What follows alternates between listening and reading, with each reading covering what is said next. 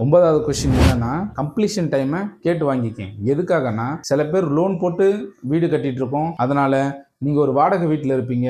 உங்க கான்ட்ராக்டர் அவர் மாட்டுக்கும் இந்த இடத்துல ஆளுங்களை அனுப்பிட்டு ஃப்ரீ டைம்ல வந்து தான் உங்க பில்டிங்ல வேலை செய்வாருன்னா, உங்க பில்டிங் 2ல இருந்து 3 வருஷம் தள்ளி போகும். இதுக்கு நீங்க தனியா இன்ட்ரெஸ்ட் கட்டிட்டு இருக்கணும். நீங்க இருக்கிற வீட்டுக்கும் ரெண்ட் கட்டிட்டு இருக்கணும். அதனால கரெக்டா கம்ப்ளீஷன் டைமை கேட்டு வாங்கிக்கிங்க. ஏன்னா ஒரு நல்ல கான்ட்ராக்டர் கண்டிப்பா அவரால் ஒரு 1200 ஸ்கொயர் ஃபீட் இருக்க வீடை எத்தனை நாள்ல முடிச்சு கொடுப்பாருன்னு தெளிவா உங்ககிட்ட சொல்ல முடியும். 10வது கொஸ்டின், டெய்லி சூப்பர்விஷன்.